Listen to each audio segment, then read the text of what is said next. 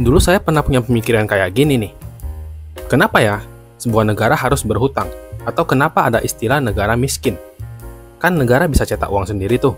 Kenapa gak cetak aja yang banyak, terus bagiin ke masyarakat miskin? Atau dipakai deh untuk kebutuhan negara. Jadi kan gak perlu pusing tuh mikirin hutang atau kekurangan uang. Kalau kalian pernah punya pemikiran yang sama kayak saya nih, di video kali ini kita akan bahas sama-sama ya. Jadi tonton video ini sampai selesai. Dan selamat datang di Obrolin Duit Yuk bareng Bang Odi. Jadi kalau masalah keuangan suatu negara nih seperti hutang atau kemiskinan bisa diatasi hanya dengan mencetak uang, tentunya udah gak ada tuh negara miskin. Tapi dalam mencetak uang itu gak sesederhana kayak kita lagi ngeprint tugas sekolah ya. Jika pemerintah mencetak uang dalam jumlah besar tanpa perhitungan, terus dibagikan nih ke masyarakat, maka yang terjadi adalah jumlah uang yang beredar di masyarakat akan menjadi lebih banyak dong. Kemudian masyarakat yang pegang uang banyak nih, pasti daya belinya akan meningkat dan cenderung menjadi lebih konsumtif. Akhirnya permintaan barang dan jasa pasti akan ikutan meningkat, sedangkan ketersediaan barang-barang dan jasa ini gak akan bertambah alias gak akan cukup untuk memenuhi peningkatan konsumsi masyarakat.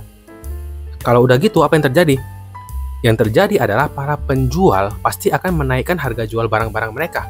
Karena mikirnya gini, stok barangnya gak banyak, tapi peminatnya banyak nih. Saya naikin aja deh, mumpung orang-orang pada mau beli, kan lumayan dapat untung. Fenomena kenaikan barang dan jasa ini dalam dunia ekonomi dinamakan inflasi. Saya kasih contoh kecil ya, saat menjelang lebaran deh. Kalian pasti sering baca kan atau dengar berita tentang harga barang dan jasa yang naik saat menjelang lebaran. Penyebabnya apa? Ya karena saat lebaran, biasanya orang-orang kan dapat THR tuh. Artinya, orang-orang bakalan punya tambahan uang nih selain gaji pokok untuk dibelanjain. Karena orang-orang megang uang lebih, biasanya permintaan barang akan ikutan naik dan akhirnya mempengaruhi harga jualnya yang ikutan naik. Itu cuma contoh karena THR doang loh. Kalian bayangin, kalau uang lebihnya berasal dari negara yang mencetak uang kemudian dibagikan nih ke masyarakat. Bisa-bisa kenaikan harga barang dan jasa bakal gila-gilaan dong. Dan mata uang negara kita menjadi gak berharga. Karena meskipun jumlah uang yang kita pegang banyak, tapi secara nilai uang tersebut tidak berharga. Maka dari itu, dalam mencetak uang, pemerintah itu gak bisa asal-asalan ya. Ada perhitungan yang harus dilakukan nih, seperti kebutuhan masyarakat atau pertumbuhan ekonomi. Nah, tentang inflasi ini kebetulan Bang Odi udah pernah bikinkan video yang membahas lebih jelas ya.